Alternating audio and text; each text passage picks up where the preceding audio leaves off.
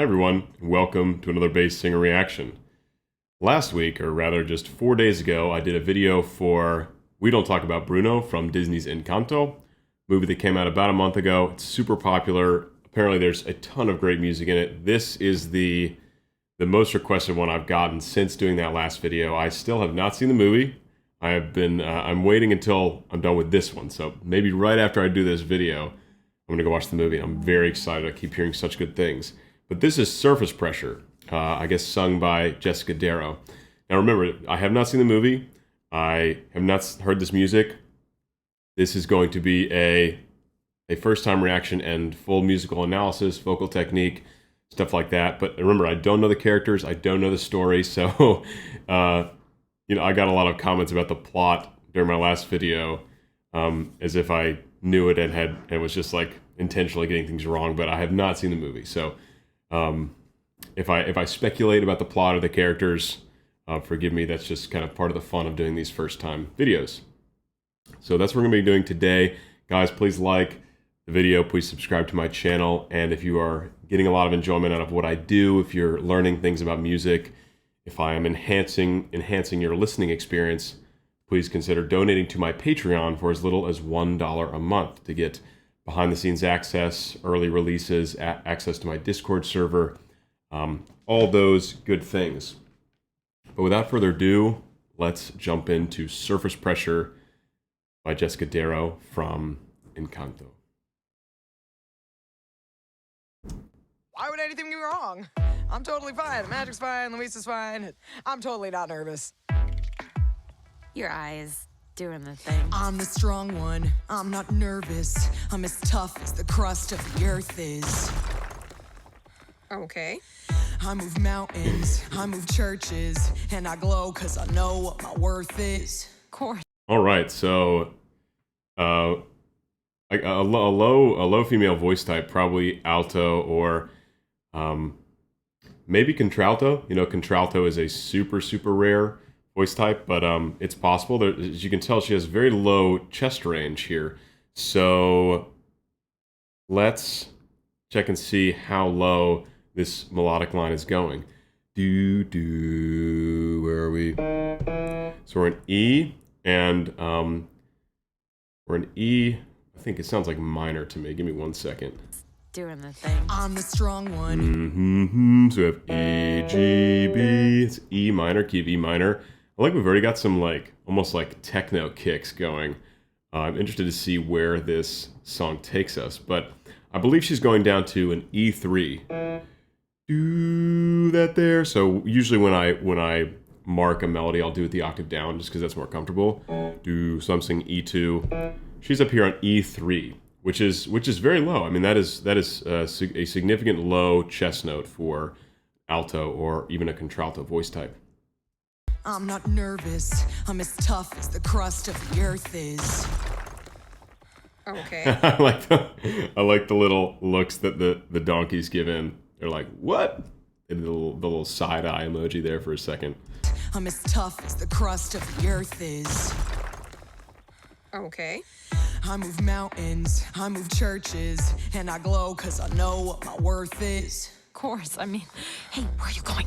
I don't ask how hard the work is. Got a rough, indestructible surface. Diamonds and platinum, I find them, I flatten them. I take what I'm handed, I break what's demanded. But under the surface, I feel berserk as a tightrope walker in a 3-ring circus. Under the surface, was Hercules ever like, yo, I don't wanna fight Cerberus? All right, cool, very cool. So really staying in this kind of low chest range, even what I presume is a chorus section of the song, but we'll see as it progresses. I like this got that like very Latin feel to the beat, but it's also mixed in with this kind of pumping like techno feel. And I think that's more just based on the instrumentation. There's clearly a lot of electronic elements in the production of this song.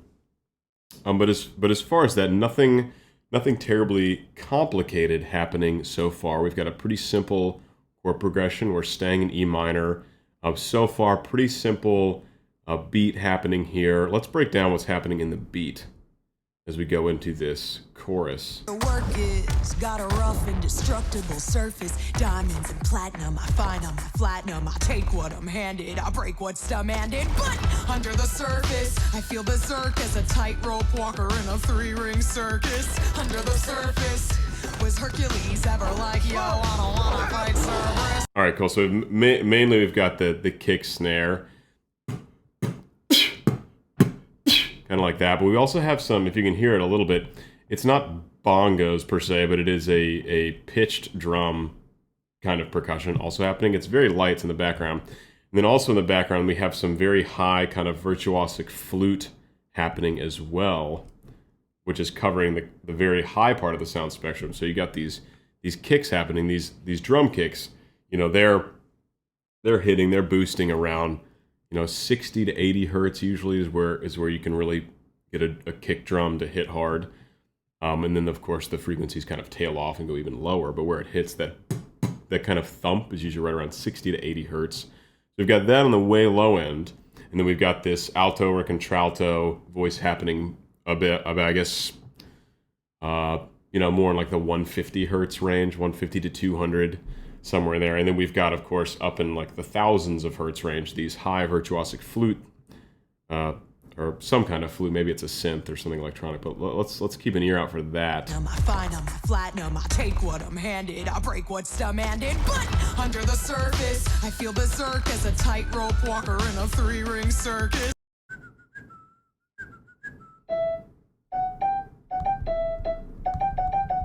So it's up there, like E. It's not quite up to. It might be whistle tone. It's hard to tell when it's out of a human voice how high it is sometimes. I think it's E5, but maybe E6.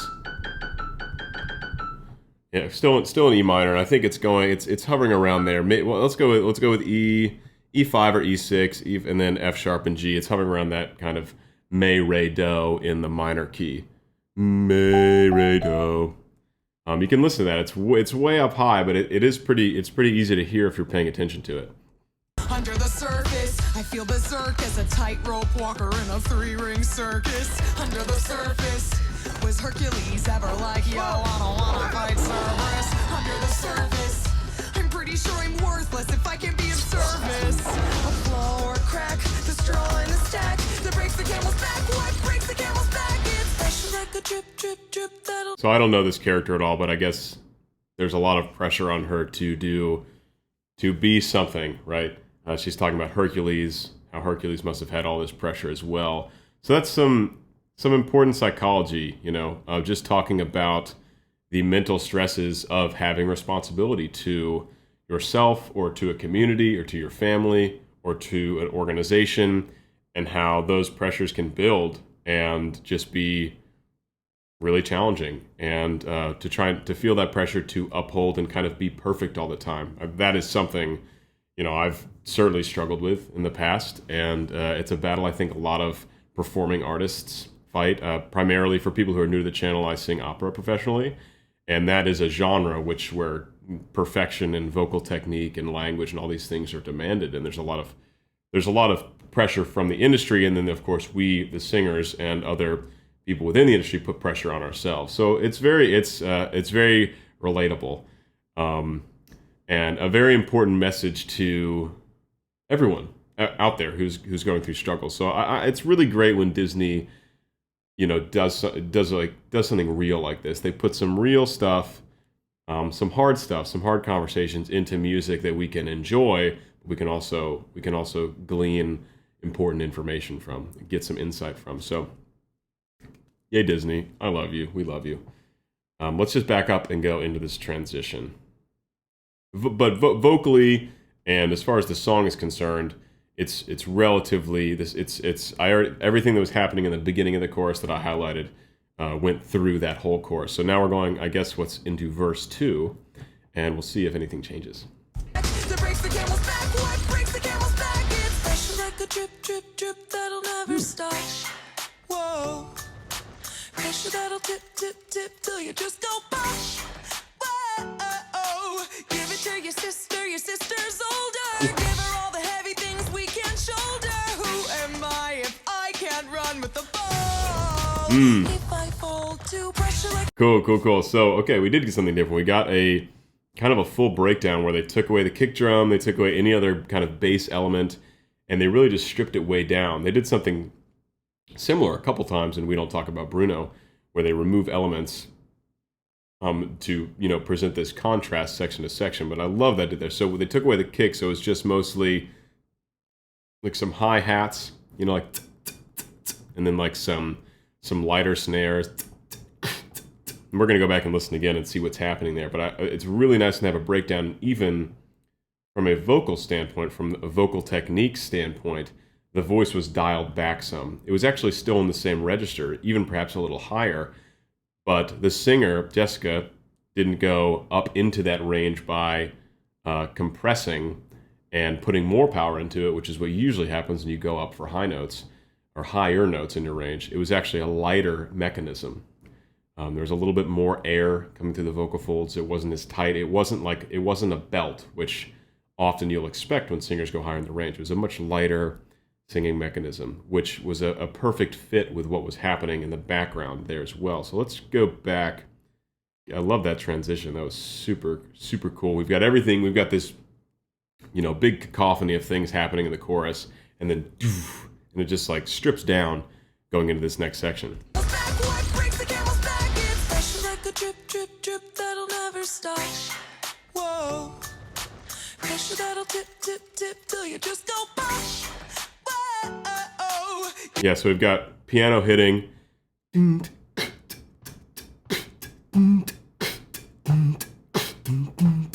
Like piano's kind of hitting right on the one, and mostly we've just got a little hi-hat, little snare, but a lighter snare than we were hearing earlier, not a big epic snare.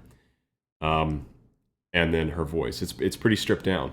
Give it to your sister's older. Give her all the heavy things we can shoulder. Who am I if I can't run with the ball? If I fall to pressure like a grip, and it won't let go.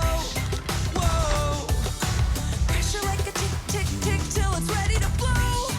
Wait. I think my favorite thing is happening. I think there's some Aeolian cadence happening. It goes through an Aeolian cadence, then when it repeats, it does a slightly different chord progression. But notice here, contrast from the section right before, now we've got a lot of more bass elements coming back in. We've got harder kicks. We've got some kind of synth bass kick roll happening. Let me see what's going on there. Pressure like a grip. And run with the ball. If I fall to pressure like a grip, and it won't let go. Whoa.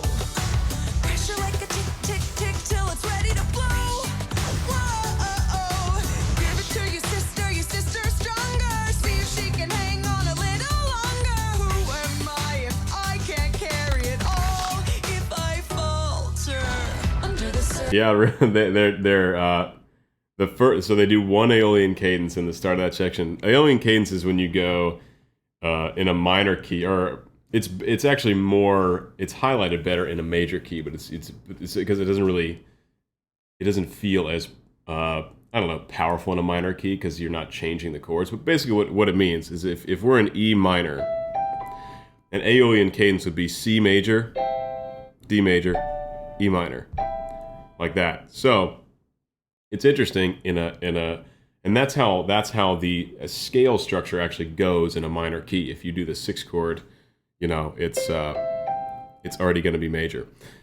But if you do it in a major key, normally the 6th chord's minor and the 7th chord is diminished.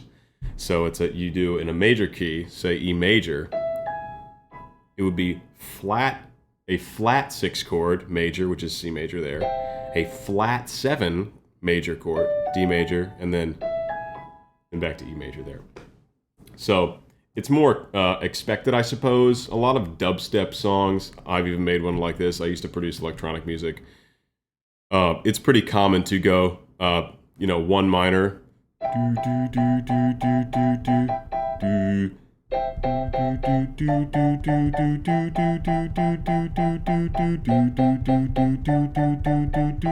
You've probably all heard that chord progression, but they only did that once, and then they switched and actually threw some other chords in there. It was a really cool section, a lot of different chords there. I'm not going to go back again. I've already gone back a couple times there, But it's worth going back and checking out that Aeolian cadence there, and then the other interesting things that are happening chordally. And let's keep going. I can't carry it all if I falter. Under the surface, I had my nerves and it worsens. I worry something is gonna hurt us. Under the surface, the ship doesn't swerve as it hurt how big the iceberg is. Under the surface, I think about my purpose. Can I somehow preserve this? Line up the dominoes, the light wind blows. You try to stop it, toppling, but on it goes. But wait. Before we go into that, yay, another breakdown coming. I love it. There's a lot of important, and I'm no psychologist or psychiatrist. I'm not going to try and go deep into, what's happening with the psychology of this character. Nor do I know much about the character, aside from the 2 minutes of this song I've heard.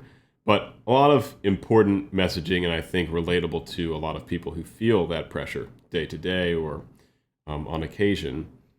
Let me go back and see. Oh, yeah, I was going to talk a little bit about... So, I mentioned this in the last video. The modern Disney music's a lot like modern musical theater in terms of vocal technique. It's kind of a mix between modern pop and modern musical theater. It's a forward-placed, bright sound, good vocal fold closure. It's very pure singing. Not much laryngeal space, or pharyngeal space, rather. The larynx is usually in a high position as opposed to a low position you would hear in opera. It makes for a brighter kind of sharper sound without all that warmth you get in like an opera singer's voice, because intentionally dropping the larynx here and adding warmth into the sound by creating pharyngeal space. But this piece really, it's not, obviously it's all sung, of course, but it's more speech and text driven. I wouldn't go as far as to call it a voice acting piece, because there is enough melody to take it away from that. But there's a lot of character in the delivery of the voice, and there are a lot of moments where a kind of phonation just means basically your vocal folds are making sound. You're phonating. And the method in which it's being done here is mostly melodic, mostly singing, but there's a fair amount of more speech, text-like driving here, which you'll find in a lot of modern musical theater. You'll hear pieces that are very wordy, and the singing, the melodic line, the singing line is less important, and it's more about getting that text out there and making it clear and intelligible, as opposed to having this beautifully sung legato line. So that's what's going on here. It's more speech, text-driven, rather than big, soaring melodies. Doesn't swerve as it hurt how big the iceberg is. Under the surface, I think about my purpose. Can I somehow preserve this? Line up the dominoes, the light wind blows. You try to stop it, toppling, but on it goes. But wait, if I could shake the crushing weight of expectations, would that free some room up for joy or relaxation or simple pleasure? Instead we measure this growing pressure. Keeps growing, keep going, 'cause all we know is pressure like a drip. There, that went up into a little more belty. So you can tell the vocal folds are staying very tightly shut. You're getting a lot of the high harmonic content in the sound, which is what you get when the vocal folds are closing tightly. You get a lot of high harmonic content. That, for opera singers, is what it creates, this high harmonic that is actually what is heard clearly through the orchestra. Opera singers sing against orchestra with no microphone, so it has to be really loud, and it has to have a ton of high harmonic content, or you just won't be heard. And so, what the singer here is doing is getting up into this belt territory and keeping really strong vocal fold closure so as to not be drowned out by whatever instrumentation's happening. Now, of course, musical theater, they have microphones, and in this, it's all done in studio, so you could sing really quietly and it wouldn't matter. But the sound she's making now would have a lot of volume and power on their own. You can tell that just by the quality of the sound and the amount of vocal fold closure she's getting there as she ascends into her higher range. Okay, let's back it up about 5 seconds, and then we'll go forward.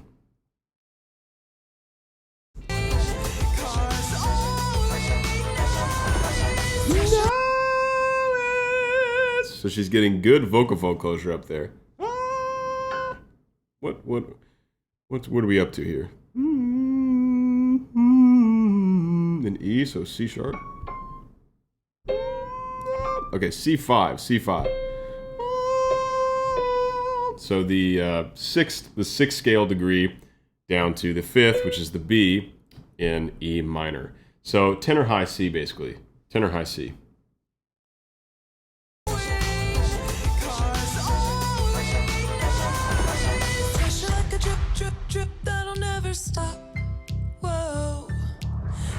There's the alien cadence again. It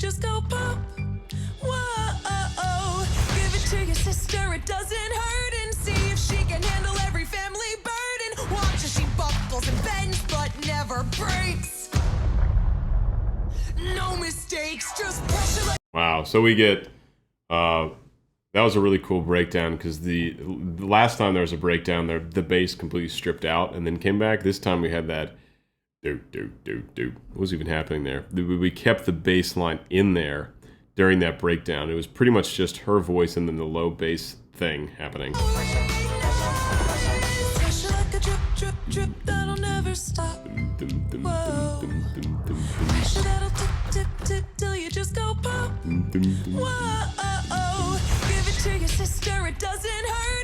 It's crazy. You know, especially that snare that just hit that, like, I don't even know how to explain it. It's it sounds like, a lot of these elements sound very much like trap music. The bass lines, that certain kind of snare that just hit a second ago, I'll flag it.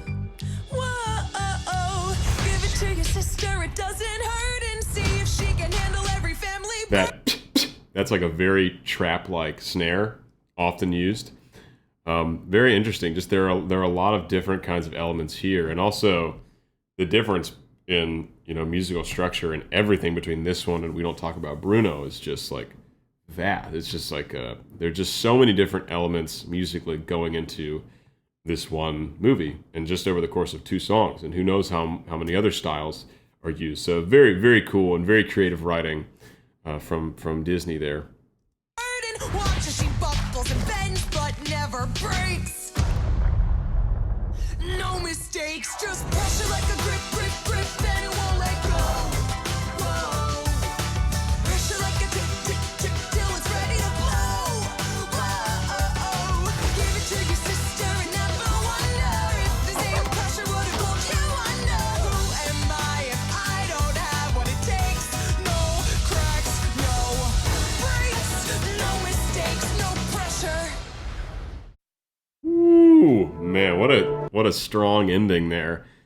And I love it. They really it's structured really well vocally to where it builds a little bit, then there's a breakdown. And it builds a little bit more, then there's a breakdown. Then it builds, and we have this huge climax at the end where it's still a little bit of a mix between the speech text driven kind of singing, but at this point the text is being repeated. There's a lot.